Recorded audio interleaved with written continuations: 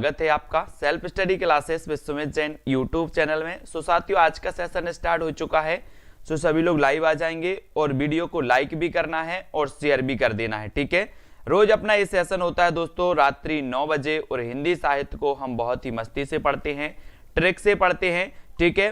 तो जिन भी साथियों ने दोस्तों अभी तक self study classes app download नहीं किया है वो self study classes app download कर लें। डिस्क्रिप्शन में नीचे लिंक भी दी है सेल्फ स्टडी क्लासेस की, है ना। और दोस्तों प्ले स्टोर में भी आप सर्च कर सकते हो सेल्फ स्टडी क्लासेस।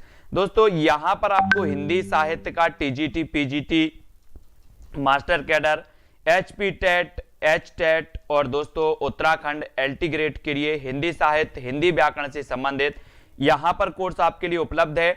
और साथियों अभी तक जो है ये अपना क्या चल रहा था, 1500 रुपए का एक कोर्स था, इसमें आपको 300 रुपए का डिस्काउंट भी दिया जाता है ना। कूपन कोड यूज करते हैं तो 300 रुपए का डिस्काउंट ऑफर अभी चल रहा है, तो इस ऑफर का आप लाभ उठा सकते हैं दोस्तों। ये 20 दिसंबर तक ये ऑफर चलेगा और दोस्तों जल्द ही न्यू बैच स्टार्ट होने वाला है। तो जो भी साथी दोस्तों इसमें एडमिशन लेना चाहते हैं, जो भी साथी इस कोर्स को परचेस करना चाहते हैं, वो जल्दी ही self study classes app download कर लें।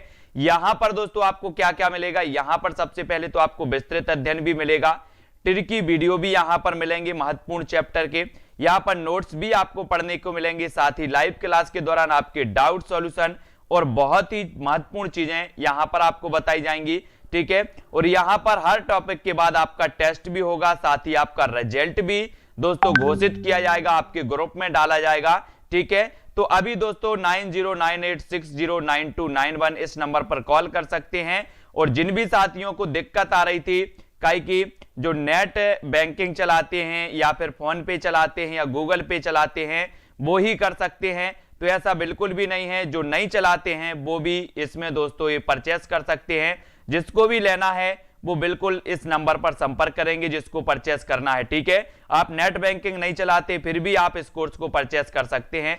तो आप दोस्तों सबसे पहले तो self study classes app download कर लें, ठीक है। उसके बाद आप हमें बता देंगे कि सर हमें आज परचेस करना है, तो मैं आपकी भी हेल्प कर दूंगा। अब यहां पर हम स्टार्ट करेंगे। सबसे पहले 173वां प्रश्न अपना है कि ध्रुव चरित्र के रचयिता कौन है, ये आपको बताना है। और सभी लोग बताएंगे आदेश देवी, सरस्वती सिंह जी। उत्तर क्या हो जाएगा, दिया भारद्वाज। ध्रुव चरित्र के रचयिता कौन है ये बताना है। दिव्या जी प्रश्न क्रमांक 173 का आंसर।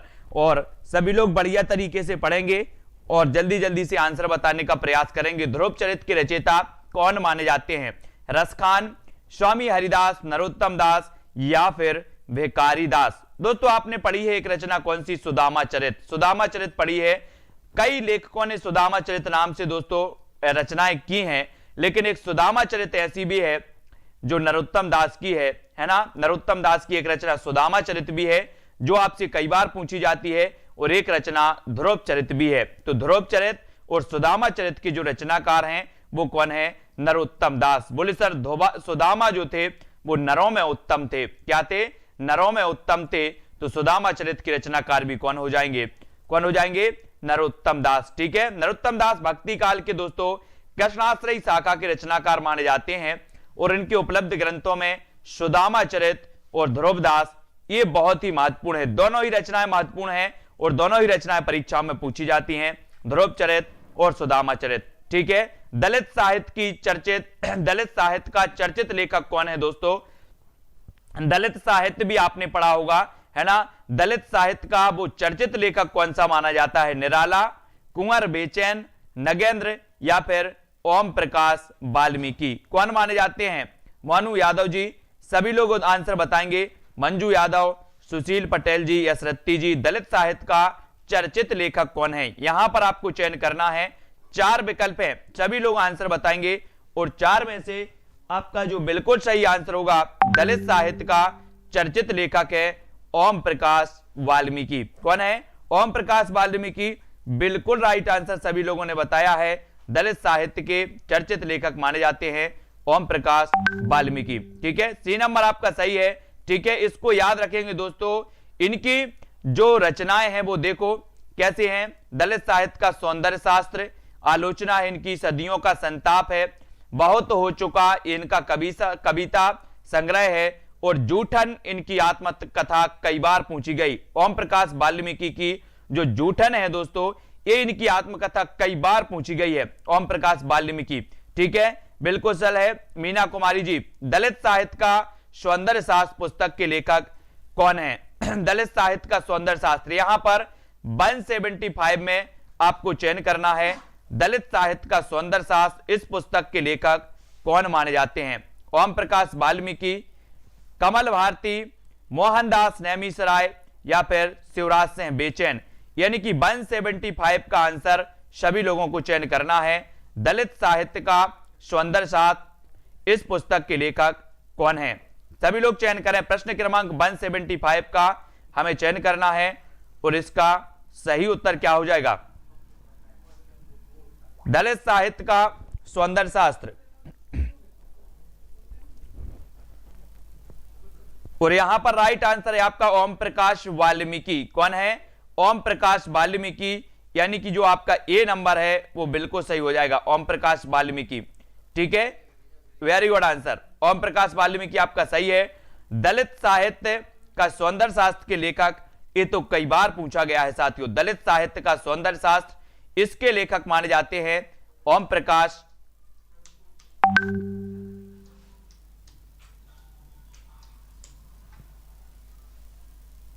ठीक है, इसमें देखो यहां पर कंफ्यूज नहीं होना।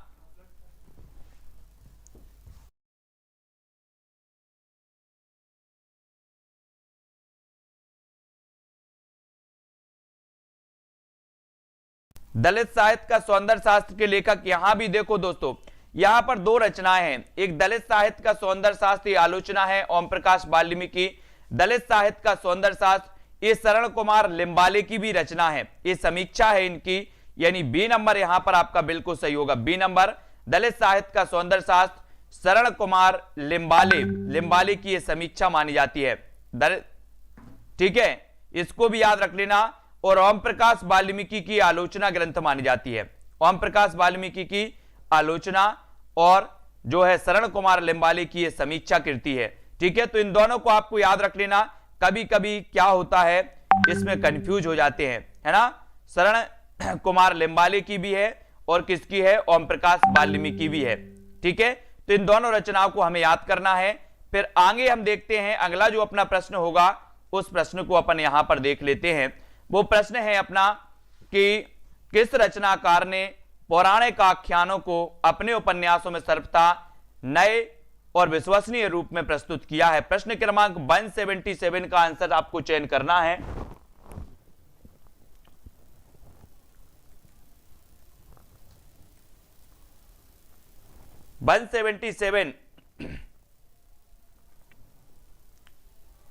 किस रचनाकार ने पौराणिक आख्यानों को अपने उपन्यासों में सर्वथा नए और विश्वसनीय रूप में प्रस्तुत किया है?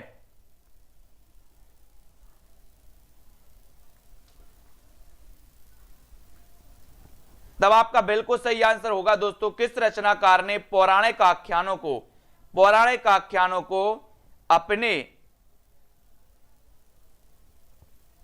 अपने उपन्यासों में सर्वथा नए और विश्वसनीय रूप प्रस्तुत किया है? तो वो उत्तर होगा आपका नरेंद्र कोहली ने। नरेंद्र कोहली, यानी कि एक नंबर आपका बिल्कुल सही हो जाएगा, एक नंबर। ठीक है,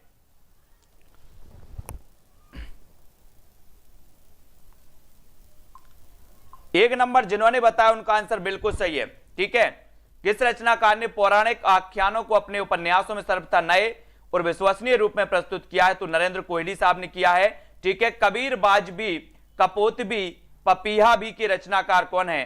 कबीर बाजबी, कपोतबी, पपीहा भी की रचनाकार कौन है दोस्तों? बहुत ही बढ़िया रचना है। 178 का हमें चयन करना है। कबीर बाजबी, कपोतबी, पपीहा भी, इसके रचनाकार कौन माने जाते हैं? 178 और 178 का आपने बिल्कुल सही आंसर बताया है कि सर कबीर बाजबी, कपोतबी, पपीहा भी, इसके रचनाकार कौन है? इसके रचनाकार हैं धर्मवीर भारती। और दोस्तों धर्मवीर भारती ये दलित धर्म के समर्थक हैं और इन्होंने अपनी पुस्तक कबीर बाजबी, कपोतबी, पपीहा भी में लिखा है कि ब्राह्मण अपनी बात ब्राह्मण धर्म के रूप में कहता है, क्षत्रियों ने अपनी बात बौद्ध धर्म के रूप में रखी, इसमें कुछ भी बुराई नहीं है ना।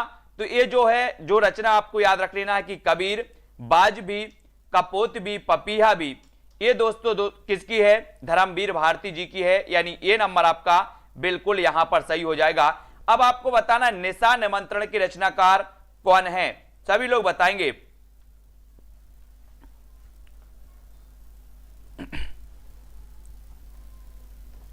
हाँ बहुत बढ़िया नित्या, ममता पांडे जी। निशा निमंत्रण के रचनाकार कौन माने जाते हैं? सुमित्रा नंदन पंत, हरिवंश राय बच्चन, या फिर वालकर्ण शर्मा नवीन, या फिर वीरेंद्र मिश्र। ये आपको चयन करना है यहां पर। निशा निमंत्रण ये किसकी रचना है?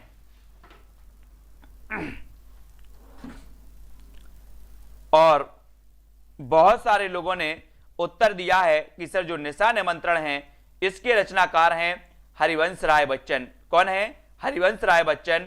और बी नंबर आपका बिल्कुल सही हो जाएगा। ठीक है, बी नंबर हरिवंश राय बच्चन की ये रचना मानी जाती है निशा निमंत्रण। ठीक है,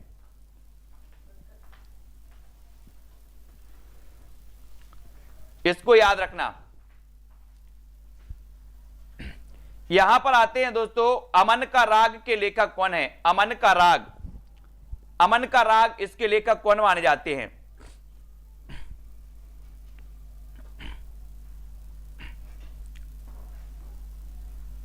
अमन का राग के लेखक कौन है? तो अमन का राग है दोस्तों शमशेर बहादुर सिंह, है ना। शमशेर बहादुर सिंह की ये रचना है अमन का राग। अमन का राग के लेखक हैं शमशेर बहादुर। और दोस्तों आपने शमशेर बहादुर सिंह के बारे में पढ़ा होगा कि बोले सर ये जो शमशेर बहादुर हैं इन्हें कवियों का कवि भी कहा जाता है। आपसे अगर कभी पूछा जाए कि कवियों का कवि किसे कहा जाता है तो आप बता देना शमशेर बहादुर सिंह को कहा जाता है। यानी आपका नंबर सी बिल्कुल सही हो जाएगा। सी नंबर आपका बिल्कुल सही होगा। ठीक है, अब यहां पर हम बात करते मौर्य विजय। बहुत बढ़िया प्रश्न है, मौर्य विजय किसकी रचना है? प्रश्न क्रमांक 181 का आंसर मैत्री शरण गुप्त की, श्याम नारायण पांडे, सियाराम शरण गुप्त, या इनमें से कोई नहीं। ये आंसर आपका क्या हो जाएगा दोस्तों? मौर्य विजय, ममता एमसी जी, देवेंद्र कुमार जी, मौर्य विजय किसकी रचना मानी जाती है? 4 विकल्प हैं, मौर्य विजय के बारे में हमें बताना है। और आपको पता है दोस्तों कि मौर्य विजय, है ना, मौर्य विजय बहुत बढ़िया प्रश्न है, कई बार पूछा गया है। 181 का आंसर आपको चयन करना है। आशु जी, कोयल यादव, और उत्तर आपका बिल्कुल सही है मौर्य विजय। आपने बिल्कुल सही आंसर बताया है कि सर इसके रचयिता है सियाराम शरण होगा। हल्दी घाटी वीर रस प्रधान प्रबंध काव्य कौन सा माना जाता है? श्याम नारायण पांडे का है, नवीन का है, सोहनलाल द्विवेदी का है, या इनमें से कोई नहीं? हल्दी घाटी वीर रस प्रधान प्रबंध काव्य है, तो ये किसका है? हल्दी घाटी बताना है हेम इंग्लिश जी।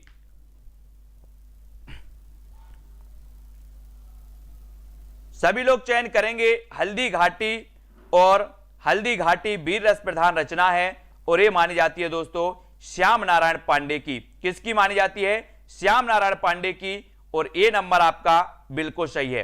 ठीक है, ये नंबर श्याम नारायण पांडे की हल्दी घाटी, है ना, ये सही है। 1937 से 1939 ईस्वी में श्याम नारायण पांडे द्वारा लिखा गया ये वीर रस जो है प्रधान प्रबंध काव्य माना जाता है दोस्तों हल्दी घाटी श्याम नारायण पांडे। हल्दी घाटी, हाँ वेरी गुड, श्याम को हल्दी लगाई, बहुत बढ़िया। भविष्यत कहा के रचनाकार कौन है? 183 भविष्यत कहा, और मैंने आपको कई बार याद करवाया है, उपेंद्र शर्मा जी, है ना। आवाज नहीं आ रही क्या? आवाज तो आ रही है। भविष्यत कहा के रचनाकार कौन है? पुष्पदंत, स्वयंभू, धनपाल, या फिर सरहपा। भविष्यत कहा तो मैंने कई बार याद करवाया कि सर भविष्य के लिए हम धन का संचय करते हैं, यानी कि जो भविष्यत कहा है इसके रचनाकार बिल्कुल सही है आपका धनपाल। भविष्यत कहा के रचनापाल धनपाल, यानी सी नंबर आपका बिल्कुल सही हो जाएगा। सी नंबर जिन्होंने टिक किया है धनपाल, बिल्कुल सही है दोस्तों। ये अपभ्रंश के प्रमुख कवि माने जाते हैं, है ना। 10वीं सदी के अपभ्रंश के प्रमुख कवि हैं कौन? धनपाल जी, और इनकी रचना का नाम है भविष्यत कहा। बोले सर भविष्य के लिए धन का संचय करना है, ये कई बार पूछी गई है। अब्दुल रहमान कृत संदेश रासक है, तो ये किसका ग्रंथ है दोस्तों? अब्दुल रहमान, इन्हें अद्दहमाण भी कहा जाता, अद्दहमाण अब्दुल रहमान, है ना, इनको कहा जाता है। और अब्दुल रहमान कृत जो संदेश रासक रचना है ये किसकी मानी जाती है? यहां पर बताना है निशा यादव, रीनू शर्मा जी, श्रीधर जी, एस किरण जी, सभी लोग बताएंगे। 185 का आंसर आपको चयन करना है कि अब्दुल रहमान कृत संदेश रासक है, तो एक कृति किसकी मानी जाती है? 185 का आंसर बिल्कुल सही है। बोले सर ये जो कृति है, ये संदेश रासक जो कृति है ये अब्दुल रहमान की है, लेकिन इस कृति का काव्य रूप क्या है? काव्य रूप, तो काव्य रूप आपने बताया कि सर इसका जो काव्य रूप है वो एक काव्य रूप है इसका खंड काव्य। ये क्या है? खंड काव्य है, ठीक है, यानी बी नंबर आपका बिल्कुल सही हो जाएगा। खंड काव्य है, बी आपका बिल्कुल सही हो जाएगा, ठीक है। वैसे प्रबंध काव्य के दो भेद होते हैं, खंड काव्य और महाकाव्य, लेकिन यहां पर उत्तर आपका क्या है? खंड काव्य है, बी नंबर आपका बिल्कुल सही हो जाएगा, बी नंबर, ठीक है, खंड काव्य। फिर यहां पर आते हैं दोस्तों, यहां पर हमें पढ़ना है अगला क्वेश्चन कि सर संदेश रासक की श्रेणी में आता है, तो ये आता है खंड काव्य की श्रेणी में। ये क्वेश्चन कई बार पूछा गया है। संदेश बोले खंड खंड, पहले हम क्या करते थे, बहुत सारे संदेश भेजते हैं खंड खंड करके, है ना। मैं आपको जानता हूं, तो कुछ लोग मैं अलग लिख देंगे, आपको अलग लिख देते हैं, जानता अलग लिख देते, तो है ना। तो खंड खंड करके हम क्या भेजते हैं? बोले सर संदेश भेजते हैं। तो संदेश रासक क्या होगा? खंड काव्य होगा कि महाकाव्य? बोले जब संदेश भेजते हैं खंड खंड करके तो ये खंड काव्य ही होगा, यानी आपका उत्तर होगा दोस्तों क्या? संदेश रासक के रचयिता कौन है? यहां पर आपको पूछा गया, तो बोले सर अब दूर नहीं है संदेश भेजना, अब दूर नहीं है संदेश भेजना, तो अब्दुल रहमान, अब दूर नहीं है अब्दुल रहमान, अब दूर नहीं है संदेश भेजना, और हम संदेश खंड खंड करके भेजते हैं, है ना। और इसे आदिकाल का मेघदूत भी कहा जाता है। आपसे एक क्वेश्चन पूछा जाता है कि आदिकाल का मेघदूत किस रचना को कहा जाता है, तो आपका उत्तर होगा दोस्तों संदेश रासक को, है ना। इसको याद कर लेना है। और बांधो ना इस ठाव के लेखक कौन है? बांधो ना नाव इस ठाव के लेखक कौन है? बांधो ना नाव इस ठाव, बोले इस ठाव नाव को ना बांधो, बोले क्यों? क्योंकि आपको अस्क बहाना पड़ेगा। बोले बांधो ना नाव इस ठाव, आपकी कोई नाव चुरा लेगा, इस अगर ठाव बांधोगे तो फिर आपको अस्क बहाना पड़ेगा। क्या बहाना पड़ेगा? अस्क। तो ये अस्क की होगी कि निराला की होगी? बांधो ना नाव इस ठाव के रचयिता कौन माने जाते हैं? ये हमें बताना है। कल्पना जी, कांति जी, आंसू जी, बोले सर ये जो बांधो ना नाव इस ठाव, इसके लेखक हैं उपेंद्र नाथ अस्क, उपेंद्र नाथ अस्क हैं। बांधो ना नाव इस ठाव, है ना। बोले नहीं तो क्या करना पड़ेगा? अस्क बहाना पड़ेगा। तो अस्क जी की रचना मानी जाती है, यानी कि आपका उत्तर ए नंबर बिल्कुल सही हो जाएगा, ठीक है। साखी किस कवि का काव्य संग्रह है दोस्तों? साखी, साखी बताना है, साखी किस कवि का काव्य संग्रह है, ये सभी लोग बताएंगे। साखी, है ना। और दोस्तों केदारनाथ सिंह, कुंवर नारायण मलयज या फिर विजय देव नारायण शाही, ये किसकी रचना मानी जाती है? काव्य संग्रह माना जाता है साखी।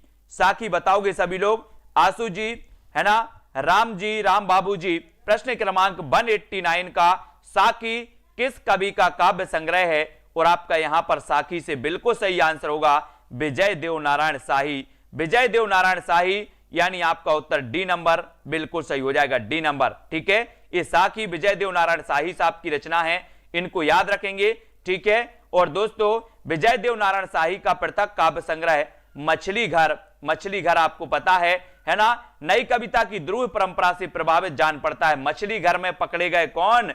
विजय देव नारायण शाही। विजय देव नारायण शाही कहां पकड़े गए? मछली घर में। तो यहां पर आपसे पूछा गया कि मछली घर नामक काव्य संग्रह के संपादक कौन है? तो आप क्या बताओगे? क्या बताओगे?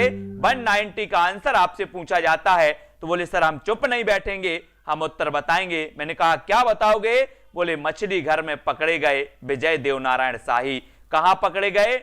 मछली घर में। तो मछली घर जो रचना है, जो काव्य संग्रह है, इसका संपादक है तो कौन है? इसके संपादक कौन है ये हमें बताना है। और यहां पर अनीता जी उत्तर हो जाता है कि मछली घर नामक जो काव्य संग्रह है दोस्तों विजय देवनारायण शाही का। विजय देवनारायण शाही यानी बी नंबर आपका बिल्कुल सही हो जाता है। विजय देवनारायण शाही चिंतामणि द्वारा रचित प्रबंध काव्य कौन सा है? चिंतामणि द्वारा रचित। चिंतामणि के बारे में आप जानते हैं दोस्तों, ये रीति काल के दोस्तों रीतिबद्ध काव्यधारा के कवि माने जाते हैं। कौन? चिंतामणि रीतिबद्ध काव्यधारा के माने जाते हैं। ठीक है, इसको याद रखेंगे सभी लोग। रश्मि, अंजू जी, कोयल जी, प्रज्ञा जी और जो भी साथी दोस्तों इस कोर्स को परचेस करना चाहते हैं वो जल्दी ही कोर्स परचेस कर लें, ताकि आपका न्यू बैच जल्दी से स्टार्ट हो जाए, है ना। तो जल्दी ही 20 दिसंबर के पहले आप इस कोर्स को परचेस कर सकते हैं ताकि आपका न्यू बैच स्टार्ट हो और बिल्कुल शुरुआत से आप पढ़ सकोगे, है ना। तो आपको 20 दिसंबर के पहले सभी लोग इस कोर्स को परचेस कर लेंगे। ठीक है, जिन्होंने नहीं किया है और इस ऐप को डाउनलोड कर लेना। चिंतामणि द्वारा रचित प्रबंध काव्य कौन सा है? बोले सर प्रबंध काव्य है कृष्ण चरित्र। कौन सा है? कृष्ण चरित्र है, यानी कि आपका ये प्रबंध काव्य पूछा है इसलिए प्रबंध काव्य है कृष्ण चरित्र, यानी ये नंबर आपका बिल्कुल सही हो जाएगा। ठीक है, और इनके दो अतिरिक्त हैं, एक रामायण और रामाश्वमेध, इनके दो अतिरिक्त और भी प्रबंध काव्य हैं। चूंकि यहां पर प्रबंध काव्य पूछा गया था, ठीक है, याद रख लेना, प्रबंध काव्य पूछा गया था तो कृष्ण चरित्र इनका प्रबंध काव्य माना जाता है। बाकी तो इनकी रचनाएं हैं। लक्षण ग्रंथ कवि कुल कल्पतरु की रचयिता कौन है? लक्षण ग्रंथ कवि कुल कल्पतरु की रचयिता कौन है? प्रज्ञा पांडे जी, सभी लोग बताएंगे। मोहम्मद जी, सभी लोग, विजय शंकर जी। लक्षण ग्रंथ कवि कुल कल्पतरु की रचयिता कौन है? बोले सर कुल की चिंता तो सभी को रहती है। मैंने कई बार आपको याद करवाया, कुल की चिंता सभी को रहती है ना। तो कवि कुल कल्पतरु के रचयिता भी कौन माने जाएंगे? कौन माने जाएंगे? आचार्य चिंतामणि, क्योंकि कुल की चिंता, जितने लोग भी देख रहे हैं सभी को अपने अपने कुल की चिंता है। तो कवि कुल कल्पतरु आचार्य चिंतामणि साहब को याद रख लेना। रीतिबद्ध काव्यधारा में इनका नाम आता है दोस्तों चिंतामणि का, है ना। और चिंतामणि को आचार्य रामचंद्र शुक्ल ने रीतिकाल का प्रवर्तक भी माना है। चिंतामणि को आचार्य रामचंद्र शुक्ल ने दोस्तों रीतिकाल का प्रवर्तक भी माना है। आचार्य नगेंद्र ने केशव दास को रीतिकाल का प्रवर्तक माना है, यह भी आपको याद रख लेना है। और शुक्ल ने माना है चिंतामणि को, है ना। और चिंतामणि की रचना कौन सी है? कवि कुल कल्पतरु, इनको याद रखना है। सबसे बड़ा सिपहिया की रचनाकार कौन है? सबसे बड़ा सिपहिया, यानी कि 193 का आंसर हमें चयन करना है। और उत्तर क्या हो जाएगा गजेंद्र जी? उत्तर क्या हो जाएगा? सबसे बड़ा सिपहिया के रचनाकार, बोले सर सबसे बड़ा सिपहिया तो वीरेंद्र जैन है। कौन है? वीरेंद्र जैन, यानी कि सबसे बड़ा सिपहिया वीरेंद्र जैन। और ए नंबर आपका यहां पर बिल्कुल सही हो जाता, वीरेंद्र जैन। ठीक है, सभी लोग एक बार लाइक कर देना वीडियो को, है ना। और दोस्तों यहां पर आ जाते हैं, यहां पर हमें पढ़ना है कि सीता को प्रधानता देकर लिखा गया काव्य सीतायन की रचयिता कौन है? जब आपसे पूछा जाता है कि सीतायन की रचयिता कौन है तो आप क्या बताओगे? बोले सर सीता की बात कर रहे हो तो सीता से सीतायन, और सीता जी तो राम की प्रिया है। राम की प्रिया कौन है? बोले सर सीता, तो सीतायन ग्रंथ भी कौन लिखेंगे? राम प्रिया शरणदास लिखेंगे कि नाभादास लिखेंगे? अब आपको चयन करना है। 194 का आंसर रोमा कुशवाहा जी, अस्मित जी, सभी लोगों ने आंसर किया है कि सर सीतायन की रचयिता राम प्रिया शरणदास हैं, क्योंकि सीता जी राम की प्रिया थी। यानी कि आपका उत्तर भी क्या होगा? D number. अब आप कभी नहीं भूल सकते, कभी भी क्वेश्चन आ जाए कि सीतायन की रचयिता कौन है, आप बताओगे हमेशा, आप हमेशा बताओगे कि सीता तो राम की प्रिया है, तो राम प्रिया शरणदास। ठीक है, अब अगला क्वेश्चन आपको बताना है, राम रक्षा स्त्रोत के रचना के लेखक कौन है? राम रक्षा स्त्रोत के रचना के लेखक कौन माने जाते हैं? प्रश्न क्रमांक 195 का आंसर आपको चयन करना है। राम रक्षा स्त्रोत केशवदास, नाभादास, ईश्वरदास या फिर रामानंद। यानी कि दोस्तों 195 का उत्तर आपको चयन करना है और यहां पर आपका जो बिल्कुल सही आंसर होगा वो होगा रामानंद। राम रक्षा स्त्रोत रचना के लेखक कौन माने जाते हैं? और बिल्कुल सही टिक किया है आपने, रामानंद माने जाते हैं, रामानंद। और डी नंबर आपका बिल्कुल सही है। ठीक है, राम रक्षा स्त्रोत के लेखक रामानंद आपका बिल्कुल सही हो जाएगा।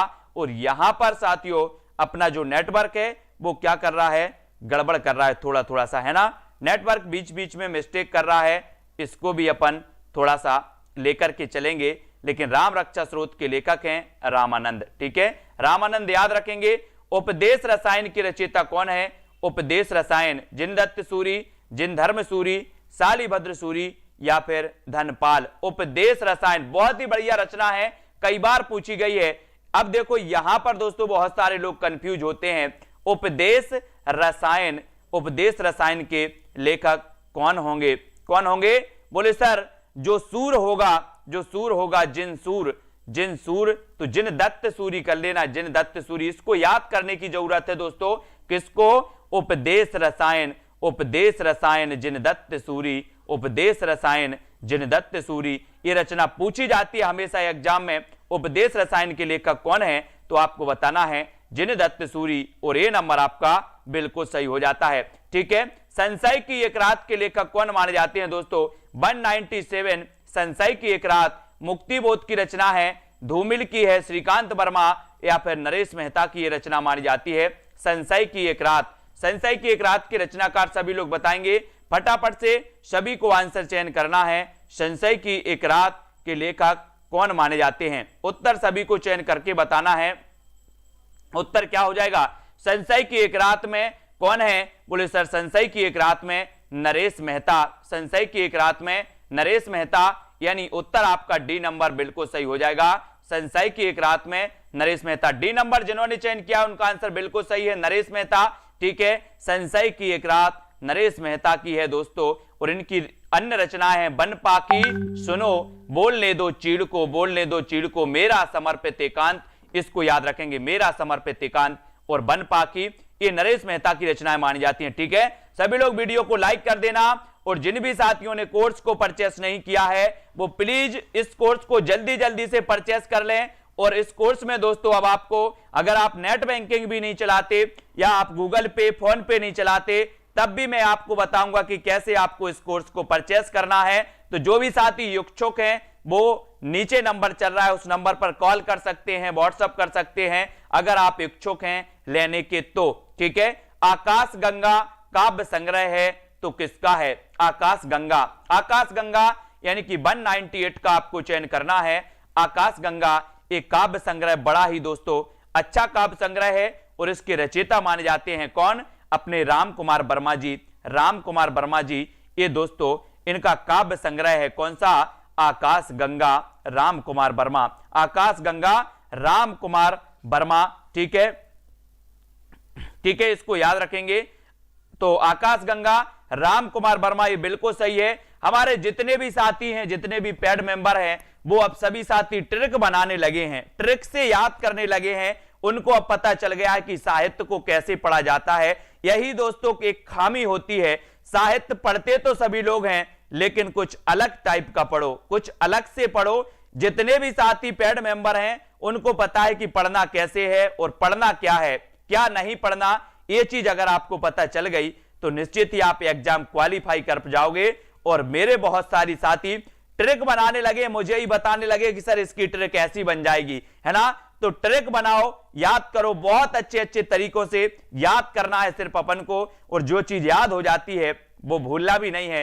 किस कृति के रचनाकार? दुष्यंत कुमार हैं। दुष्यंत कुमार दोस्तों, साय में धूप, दुष्यंत कुमार, साय में धूप, दुष्यंत कुमार। इसको याद रखोगे, विकल्प नंबर सी आपका बिल्कुल सही हो जाएगा। सुदेश जी, है ना, रेखा जी, उर्मिला जी, सुषमा जी, साय में धूप के रचनाकार कौन है आपसे पूछा जाएगा तो आप लगाओगे दुष्यंत कुमार। साय में धूप दुष्यंत कुमार जी की रचना है, यहां कंफ्यूज नहीं होना, और सी नंबर आपका बिल्कुल सही हो जाता। सी नंबर, साय में धूप दुष्यंत कुमार। ये कई बार कृति पूछी गई, साय में धूप दुष्यंत कुमार, साय में धूप दुष्यंत कुमार। कई बार जब हम एक चीज को पढ़ेंगे तो वो चीज रट जाएगी, और कई की अपन ट्रिक से भी याद करेंगे। सुनीता यादव जी, कौन सी काव्य कृति राम कथा पर आधारित नहीं है? कौन सी काव्य कृति राम कथा पर आधारित नहीं मानी जाती? शंबुक, अग्निलीक, अग्निलीक, संशय की एक रात और महाप्रस्थान। यस रत्ती जी, प्रश्न क्रमांक 201 में आपको बताना है कौन सी काव्य कृति राम कथा पर आधारित नहीं है। तब आपने बिल्कुल सही आंसर चयन किया है कि सर राम कथा पर आधारित नहीं है, तो वो नहीं है महाप्रस्थान। कौन सी नहीं है? महाप्रस्थान नहीं है। ये डी नंबर आपका बिल्कुल सही होगा। ये महाप्रस्थान नरेश मेहता जी की दोस्तों रचना है, और ये राम कथा पर आधारित नहीं मानी जाती, यानी आपका डी नंबर बिल्कुल सही हो जाएगा। डी नंबर राम कथा पर आधारित नहीं है, महाप्रस्थान नरेश मेहता जी की। डी आपने बिल्कुल सही चयन किया है। फिर आगे बढ़ते हैं कि राम कथा पर आधारित नहीं है तो महाप्रस्थान, महाप्रस्थान नरेश मेहता, महाप्रस्थान नरेश मेहता, इसको याद रखो। फिर नेक्स्ट क्वेश्चन है, दिनकर की प्रसिद्ध काव्य कृति रश्मि रथी की कथा वस्तु कहां से ली गई? बहुत बढ़िया दोस्तों, रश्मि रथी ये दिनकर जी की है, और रामधारी से दिनकर को सभी लोग जानते हैं। बोले सर एक रचना उर्वशी दिनकर जी ने की और एक रचना उर्वशी जयशंकर प्रसाद ने की। ठीक है, एक जयशंकर प्रसाद की रचना भी उर्वशी है और दिनकर जी की भी उर्वशी है। उर्वशी के लिए दिनकर जी को ज्ञानपीठ पुरस्कार मिल गया, लेकिन ये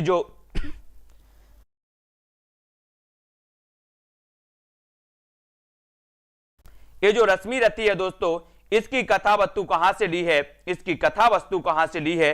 तो इसकी कथा वस्तु ली है कहां से? महाभारत से। महाभारत, यानी डी नंबर आपका बिल्कुल सही होगा। महाभारत से ली गई है इसकी कथा वस्तु। अग्निलीक काव्य नाटक की रचनाकार कौन है? अग्निलीक, अग्निलीक काव्य नाटक के रचनाकार कौन माने जाते हैं? अर्चना जी, राम मूरत जी, अंजू जी, है ना, और एस किरण जी, सभी लोग आंसर चयन करेंगे। अग्निलीक, अग्निलीक काव्य नाटक के रचनाकार कौन माने जाते हैं? और यहां पर बिल्कुल सही आंसर है भारत भूषण अग्रवाल। भारत भूषण अग्रवाल, यानी सी अग्निलीक काव्य नाटक है, और इस काव्य नाटक के रचनाकार हैं भारत भूषण अग्रवाल जी। सी नंबर आपका बिल्कुल सही है। सी नंबर, भारत भूषण अग्रवाल कृत अग्निलीक एक काव्य नाटक है दोस्तों। ठीक है, शमशेर बहादुर सिंह द्वारा दो आब, दो आब किस विधा की कृति है? दो आब बताना है। दो आब शमशेर बहादुर की कृति है, दो आब, है ना। बोले दो शेर लड़ रहे थे, दो शमशेर, दो शमशेर क्या हो रहे थे? दो शमशेर लड़ रहे थे। आपने शेर की लड़ाई देखी होगी। बोले सर शेर की लड़ाई देखी है, लेकिन हमने दो शेर की देखी है। तो दो आब, दो आब, है ना, और दो आब रचना शमशेर बहादुर से हैं, कवियों के कवि कहे जाते हैं, और इनकी ये जो दो आब है दोस्तों, ये काव्य रचना है। क्या है? काव्य रचना। और डी नंबर आपका बिल्कुल सही हो जाएगा। डी नंबर आपका बिल्कुल सही हो जाएगा। रेखा जी, अगला क्वेश्चन यहां पर देखते हैं। यहां पर देखो शमशेर की डायरी भी है। इतने पास अपने चुका भी नहीं हूं मैं, चुका भी नहीं हूं मैं, बात बोलेगी और कल तुझसे होड़ है मेरी, है ना, कल तुझसे होड़ है मेरी, काल तुझसे होड़ है मेरी, ये प्रकार है। ठीक है, इस प्रकार से हम इसको रखेंगे, याद करेंगे। और अगला क्वेश्चन है यहां पर, वह कौन सा विकल्प है जिसमें दिए गए सभी लेखकों ने कवि एवं नाटककार दोनों रूपों में प्रसिद्धि प्राप्त की? बहुत बढ़िया प्रश्न है दोस्तों। वह कौन सा विकल्प है जिसमें दिए गए लेखकों ने कवि एवं नाटककार दोनों रूपों में प्रसिद्धि प्राप्त की? तो वो कौन से ऐसी पंक्ति यहां पर विकल्प आपको दिख रहा है? कौन सा दिख रहा? रीता पटेल जी, देवेंद्र कुमार जी, 206 में कौन सा ऐसा विकल्प सही है जिसके लेखक कवि भी थे और नाटककार भी थे, यानी जिन्होंने काव्य रचनाएं भी की हैं और नाटक भी लिखे हैं? ऐसी जो पंक्ति है वो कौन सी है? 206 में और आपने बिल्कुल सही चयन किया है कि सर जयशंकर प्रसाद ने काव्य रचनाएं भी की हैं और इन्होंने नाटक भी लिखे, भारतेंदु जी ने भी की और राम कुमार वर्मा जी ने भी। तो यहां पर आपने 2 नंबर को पकड़ लिया, जयशंकर प्रसाद, भारतेंदु और राम कुमार वर्मा, और आपने बिल्कुल सही आंसर चयन किया है कि सर बी नंबर इसका बिल्कुल सही हो जाएगा, जयशंकर प्रसाद, भारतेंदु हरिश्चंद्र और राम कुमार वर्मा। ठीक है, बिल्कुल राइट। रेडियो नाटककार के रूप में कौन सा लेखक अधिक प्रसिद्ध है? रेडियो नाटककार के रूप में कौन सा लेखक अधिक प्रसिद्ध है?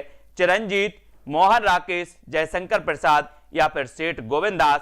रेडियो नाटक के रूप में बताना है उपेंद्र जी, राहुल जी, दीक्षा यादव, हेमलता जी, है ना, फ्लेमिंगो किड्स और कॉमर्स हब जी। प्रश्न क्रमांक 207 में रेडियो नाटककार के रूप में कौन सा लेखक अधिक प्रसिद्ध है?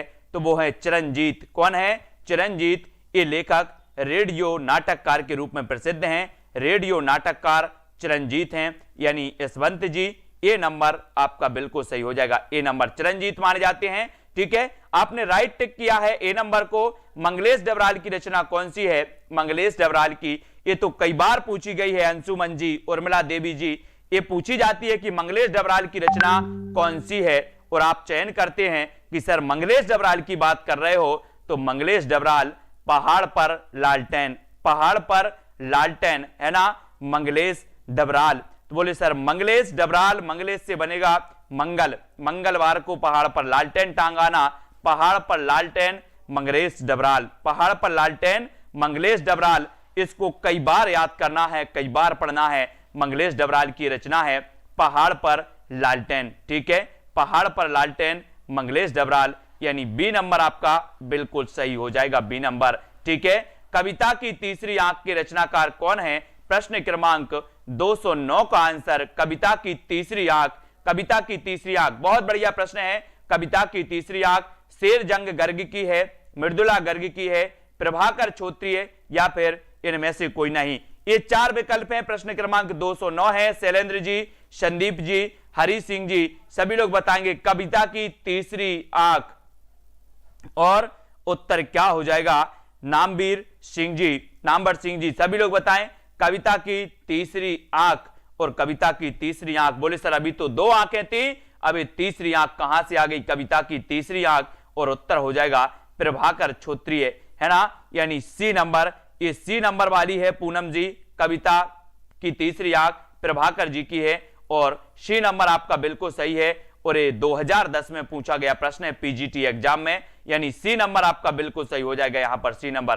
ठीक है, फिर यहां पर आते कुछ महत्वपूर्ण प्रश्नों की और चर्चा करते हैं कि दोस्तों मैंने स्मृति के दीप जलाए किसकी रचना है? मैंने स्मृति के दीप जलाए किसकी रचना है? राजर्षि पुरुषोत्तम दास टंडन की, रामवृक्ष बेनीपुरी, लक्ष्मी नारायण सुधांशु या फिर रामनाथ सुमन की? मैंने स्मृति के दीप जलाए, मैंने स्मृति के दीप जलाए दोस्तों, तो ये बताना है उत्तर क्या हो जाएगा? मैंने स्मृति के दीप जलाए, आपने दीपावली में स्मृति के दीप जलाए थे, किसकी स्मृति के? बोले सर राम भगवान लौट कर आए थे वनवास से, है ना, लौट कर आए थे वनवास से। कौन आए थे? राम आए थे। तो यहां पर देखो राम कहां दिख रहा है, राम यहां पर भी दिख रहा और यहां पर भी दिख रहा, तो यहां पर लगाएंगे हम रामनाथ सुमन, रामनाथ सुमन की यह रचना है, मैंने स्मृति के दीप जलाए, रामनाथ सुमन, है ना, रामनाथ सुमन, ये भी याद रख लेना दोस्तों। डी नंबर आपका सही है। भाषा भूषण, ये भाषा भूषण कई बार पूछी जाती है, भाषा भूषण के रचनाकार कौन माने जाते हैं? दोस्तों आपने रीतिकाल तो पढ़ा है, रीतिकाल में अपन ने पढ़ा कि सर ये रीतिकाल 3 काव्य धाराओं में विभक्त था, रीतिबद्ध, रीति सिद्ध और रीति मुक्ति 3 काव्य धाराओं में विभक्त था। रीतिबद्ध काव्य धारा की बात करें तो केशवदास चिंतामणि, है ना, मतीराम, जसवंत सिंह भूषण, देव आदि कवि इसमें आते हैं, कुलपति मिश्र। रीतिबद्ध काव्य धारा में उसी में एक कवि आते हैं जसवंत सिंह, और जसवंत सिंह की रचना है कौन सी? भाषा भूषण। जसवंत सिंह की रचना कौन सी है? भाषा भूषण, है ना, भाषा भूषण, यानी ये नंबर बिल्कुल सही हो जाएगा। जसवंत सिंह की रचना कई बार पूछी गई है, संयोगिता जी, है ना, दारसू जी, ये नंबर आपका बिल्कुल सही हो जाएगा। 212 छंदों में रचित ये रचना है, 116 अलंकारों का इसमें विवेचन है, है ना, जसवंत सिंह भाषा भूषण, भाषा भूषण जसवंत सिंह, भाषा भूषण जसवंत सिंह, इसको याद करना है, भाषा भूषण जसवंत सिंह। दोस्तों ये जब हम याद करेंगे तो ये रचना कई बार पूछी जाए, बोले सर उतनी बार ही हम सही लगा कर आएंगे। चंद्रालोक की छाया, चंद्रालोक की छाया, ये दोस्तों किसकी रचना है, ये रचना बताना है।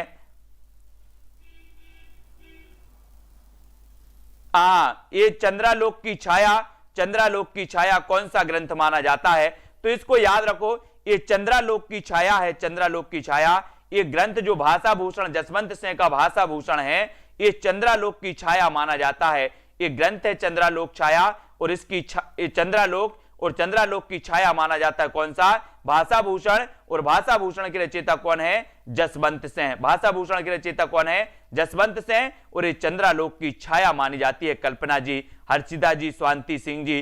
तुलसी आधुनिक वातायन से पुस्तक के लेखक कौन है, तुलसी आधुनिक वातायन से, तुलसी आधुनिक वातायन से पुस्तक के लेखक कौन माने जाते हैं, सब रमेश कुंतल मेघ, या फिर माता प्रसाद गुप्त, या फिर दोस्तों अशोक वाजपेयी, या विश्वनाथ प्रसाद मिश्र। और जिन भी साथियों ने दोस्तों अभी तक आपने कोर्स नहीं लिया है या ऐप डाउनलोड नहीं किया है, वो ऐप डाउनलोड करें। व्यवस्थित आप पढ़ना चाहते हैं, क्रमबद्ध पढ़ना चाहते हैं, टॉपिक वाइज टेस्ट देना चाहते हैं, है ना, और दोस्तों बहुत सारी चीजें नोट्स पढ़ना चाहते हैं, ट्रिकी वीडियो देखना चाहते हैं, तो सेल्फ स्टडी क्लासेस ऐप अभी डाउनलोड कर लें। वहां पर हिंदी साहित्य, हिंदी व्याकरण, टीजीटी, पीजीटी, यूके, एलटी सभी एग्जामों के लिए उपलब्ध है। तो उस कोर्स को आप परचेस करेंगे मात्र 1200 रुपए में। 20 तारीख तक दोस्तों, 20 तारीख तक दूसरा बैच स्टार्ट होने वाला है, तो 20 तारीख के पहले आप इस कोर्स को परचेस कर सकते हो, इस कोर्स में शामिल हो सकते हो। तुलसी आधुनिक वातायन से पुस्तक के लेखक माने जाते हैं रमेश कुंतल मेघ, रमेश कुंतल मेघ, यानी ये नंबर आपका बिल्कुल सही हो जाएगा, ठीक है, याद रख लेना। और सूर्यकांत त्रिपाठी निराला ने तुलसीदास 1939 की रचना दोस्तों इन्होंने की थी, 1939 में तुलसीदास की रचना की थी। तुलसीदास कई बार पूछी गई है, तुलसीदास की रचनाकार कौन है, जिसमें यूपी के एग्जामों में खासकर ये रचना पूछी ही जाती है, तुलसीदास के रचनाकार कौन है। तो अब आप बता देना कि सर तुलसीदास के जो रचनाकार हैं वो है निराला जी, इसको याद रख लेंगे आप, ठीक है। प्रीति नौतरिया जी, गुंजा जी, अरस्तु का काव्य शास्त्र किसकी रचना मानी जाती है, अरस्तु का काव्य शास्त्र बाबू गुलाब राय, डॉक्टर नामवर सिंह, डॉक्टर नगेंद्र रामचंद्र शुक्ल, यानी कि अरस्तु का काव्य शास्त्र। बहुत ही बढ़िया प्रश्न है यहां पर, और अरस्तु का काव्य शास्त्र ये रचना किसकी है, जगदीश जी, उमेश जी, अंजू जोशी जी, सभी लोग बताएंगे उत्तर क्या हो जाएगा। अरस्तु का काव्य शास्त्र ये किसकी रचना मानी जाती है, एमआर शर्मा जी, अस्मित जी बोले सर अरस्तु का काव्य शास्त्र, अरस्तु का काव्य शास्त्र ये नगेंद्र जी की रचना है, किसकी है, नगेंद्र जी की 1957 की रचना मानी जाती है, इसको याद रखेंगे, ठीक है, अरस्तु का काव्य शास्त्र। और यहां पर पहुंचते हैं हम, बहुत सारी रचनाओं को याद भी करना है, रटना भी है, ट्रिक से भी पढ़ना है, विस्तृत भी पढ़ना है, बहुत सारा लंबा सफर है दोस्तों आप लोगों का, और इस लंबे सफर में हम तो आपके साथ हैं, है ना, आप भी हमारे साथ आ जाओ, तो साथ साथ में चलेंगे तो साथ साथ में आपका साथ बन जाएगा, है ना। इसलिए जब मौका दे रही है सरकार कि आप तैयारी करो, है ना, तो तैयारी अच्छे से करो। बहुत सारे साथी सुस्त पड़ गए हैं कि ये वैकेंसी आएगी या नहीं, ये वैकेंसी फिर से आएगी और जल्द आएगी, बिल्कुल विश्वास है यूपी पीजीटी टीजीटी वालों की, है ना।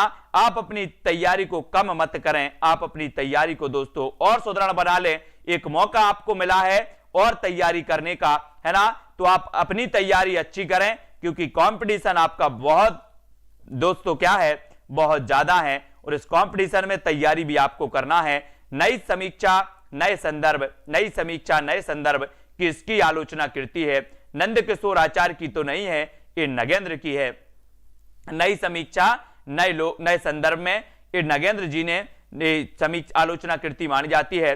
अप्रवासी की यात्राएं, बहुत बढ़िया प्रश्न है दोस्तों, ये अप्रवासी की यात्राएं ये कई बार पूछी गई है।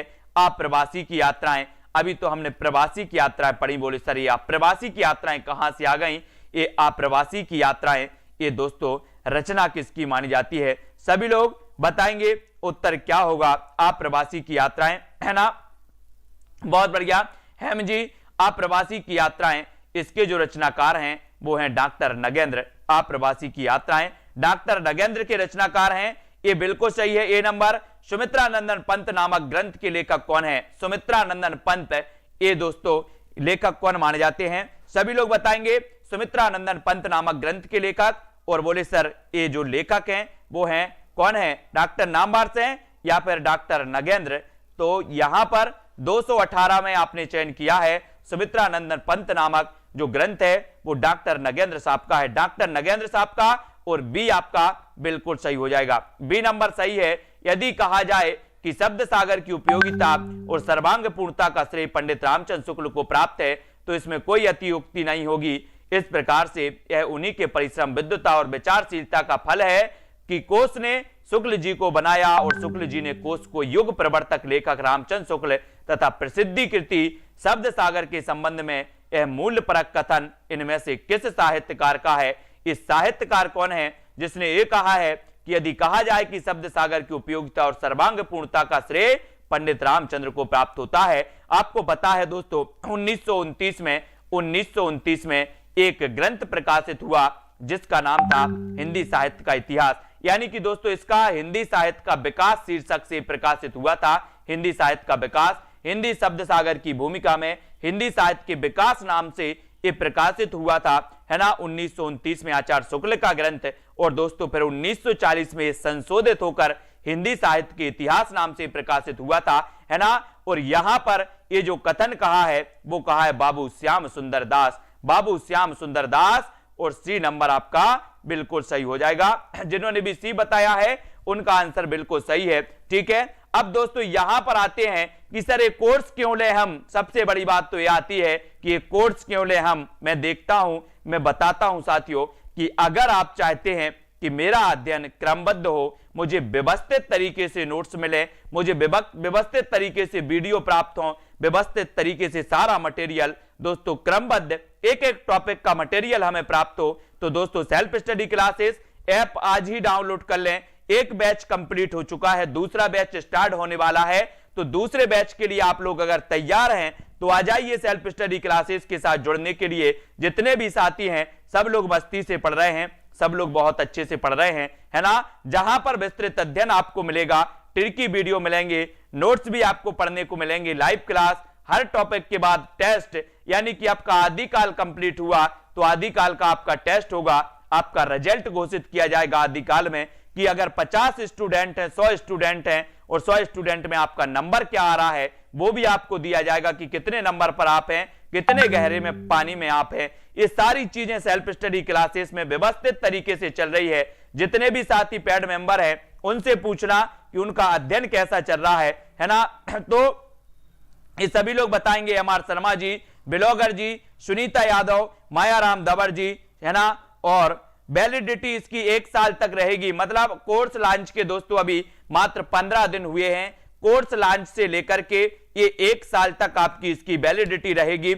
इसको आप कर सकते हो, इसको आप पढ़ सकते हो, इसमें दोस्तों सारा अध्ययन आप कर सकते हो, ठीक है।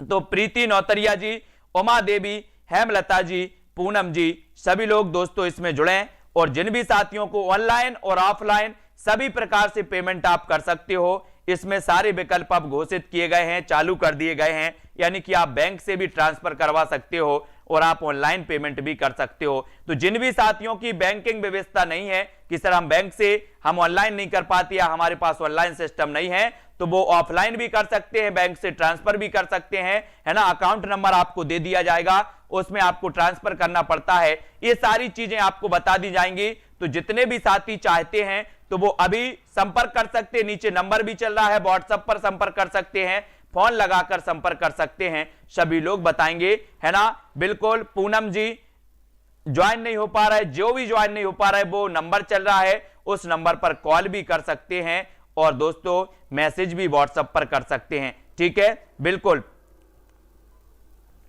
सभी लोग इसी प्रकार से जुड़े रहें और वीडियो को सभी लोग लाइक कर देंगे, है ना। नामवर सिंह जी, कुमारी हेमा जी, ठीक है, लाइक जरूर करेंगे और जिनको परचेस करना है वो परचेस करेंगे। जब आप तैयारी कर ही रहे हैं तो 1000-1200 में क्या देखते हो दोस्तों। मैं आपसे 5000 10,000 वाली क्लास नहीं दे रहा हूं कि सर 10,000 वाली क्लास है, 5000 वाली पेड क्लास है और यहां पर आपको वो चीज मिलेगी जो आपको कहीं नहीं मिलेगी। यहां पर आपको वो चीज मिलेगी जो आपको कहीं नहीं मिलेगी। सेल्फ स्टडी क्लासेस गारंटी देता है कि एक एक चीज आपको याद करवाई जाती है, यहां पर एक एक चीज माइंड पर रटवाई जाती है ना। आपको कुछ नहीं करना होता, सिर्फ वीडियो देखना होता है और बहुत सारी चीजें दोस्तों रट जाती हैं आपको, है ना, कई बार आपको बताई जाती हैं। तो बलराज माही, हेम जी और रेखा टाइट जी, ब्लॉगर जी, कुमारी हेमा जी, प्रमोद जी, एमआर शर्मा जी, सभी को धन्यवाद। सभी लोग इसी प्रकार जुड़े रहें और जो भी साथी निरंतर अध्ययन करना चाहते, मैं आपको सुझाव दे सकता हूं, बाकी तो आपको ही करना है सब, है ना। बिल्कुल सही है सिमी जी, वेरी गुड। तो जिनको भी लेना है वो जल्दी से वो कर सकते हैं, रेखा जी संपर्क कर सकते हैं, मैं आपको सारी चीजें बता दूंगा कैसे कैसे करना है, ठीक है।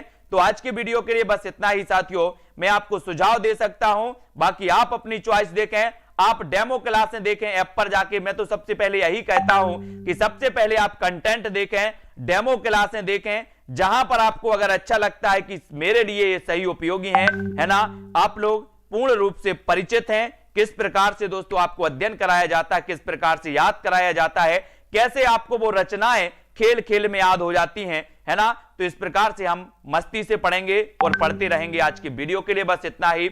जय हिंद।